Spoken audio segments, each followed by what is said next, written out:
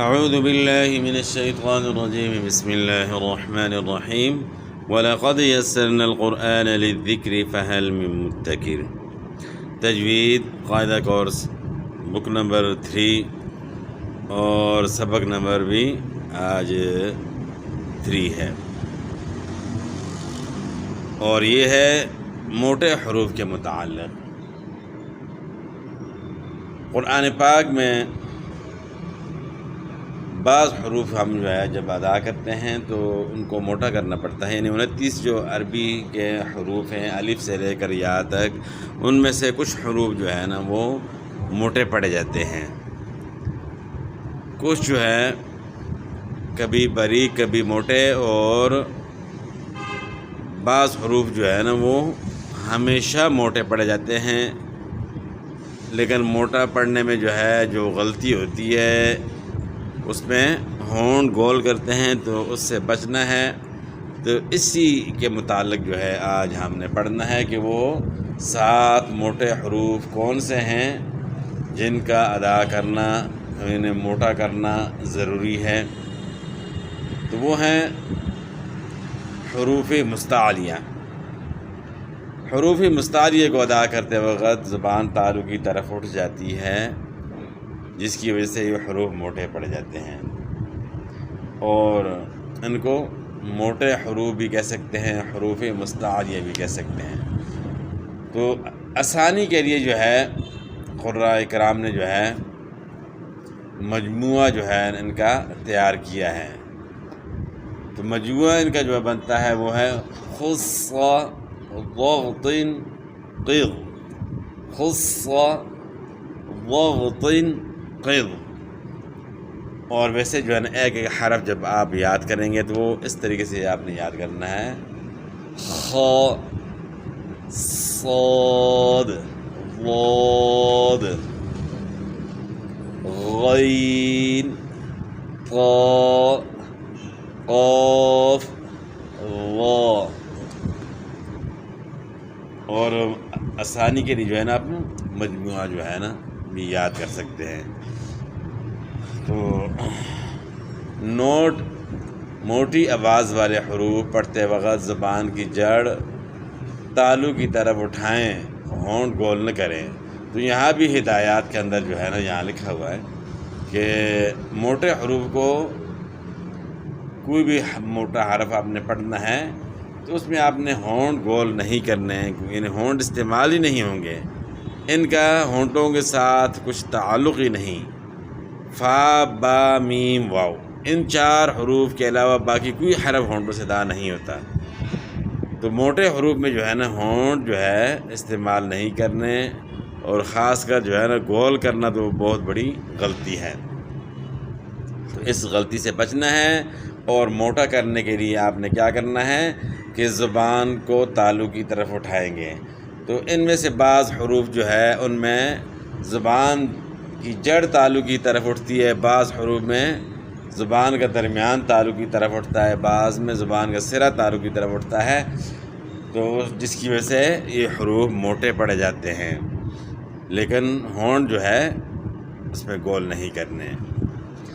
تو ہم نے ابھی اس طرح ادا کرنا ہے: خ الف زبر خ، صاد الف زبر صا، ضاد الف زبر ضا، غین الف زبر غا، طا الف زبر طا، یعنی تا نہ ہو جائے۔ اگر اس کو موٹا ہم نہیں کرتے تو نقصان کیا ہوتا ہے؟ موٹے حروف کو جب ہم ادا نہیں کریں گے تو باریک ادا کریں گے تو حرف چینج ہو جائے گا۔ طا کو موٹا نہیں کریں گے تو تا ادا ہوگی، تا الگ حرف ہے اور طا الگ حرف ہے، تو معنی میں بھی فرق آ جاتا ہے۔ اس طرح صاد کو موٹا نہیں کریں گے تو پھر سین پڑا جائے گا، سین الگ حرف ہے اور صاد الگ حرف ہے۔ قاف الف زبر قا، وا الف زبر وا۔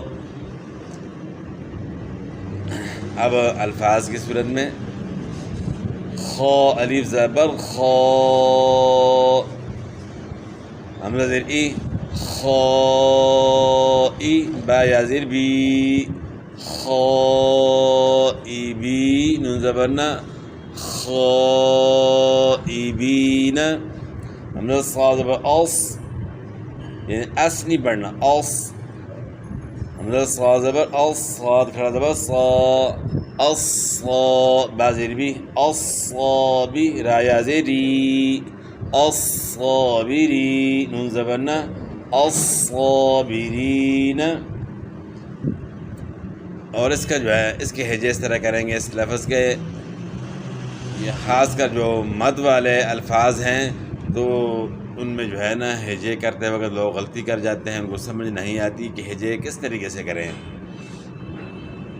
لام زبر لا ضاد الف لام مد زبر ضاد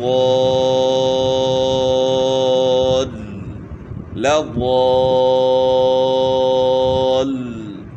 لام کے اوپر شد جو ہے نا آپ نے واضح کرنی ہے، لام میں سختی آئے گی، یعنی لضال نہیں پڑھنا ہے، لضال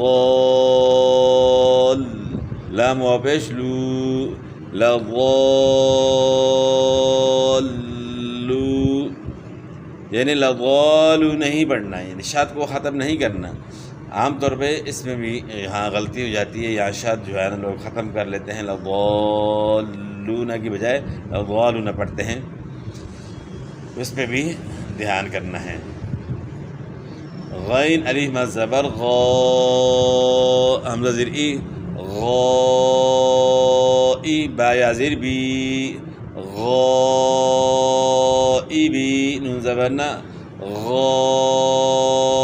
غائبین. اس کے بعد پھر طا الف مد زبر طا حمزہ زیر ای طائی عین یا زیر عی طائعی نون زبر نا طائعین. یا پہ یو قاف کھڑا زبر قا یو قا تا زیر تی یو قاتی لام واپس لو یو قاتلو نون زبر نا یو قاتلون. تا زبر تا غا کھڑا زبر غا تغا ہا زبر ہا تغاہا را الف زبر را تغاہرا. تو اس طریقے سے جو ہے نا ان کی پریکٹس کرنی ہے. اور تجوید کے جو قراء ہیں خصوصاً ہمارے جو استاد محترم تھے تو انہوں نے اپنے استاد کا حوالہ دیا تھا جو کہ بہت ہی مشہور قراء میں سے تھے اور کئی کتابوں کے جو ہے نا مصنف بھی تھے. تو ان کے متعلق انہوں نے کہا تھا کہ اگر آپ چاہتے ہیں کہ بہترین قاری بنے، آپ کا تلفظ بہترین ہو، تو ان 7 حروف یعنی حروف مستعلیہ کی مشق زیادہ سے زیادہ کرنی ہے. جتنی زیادہ آپ کی مشق ہوگی اتنے حروف جو ہے نا آپ سے صحیح ادا ہوں گے. کیونکہ موٹے حروف جو ہے زبر پیش کے ساتھ آسان ہوتے ہیں بنسبت زیر کے. جب زیر کے ساتھ آپ موٹے حروف صحیح پڑھ سکیں، سمجھیں کہ آپ صحیح پڑھ سکتے ہیں. تو اس لیے ان پہ زیادہ آپ کوشش کریں، پریکٹس زیادہ کریں، تو انشاءاللہ حروف جو ہے صحیح ہو جائیں گے.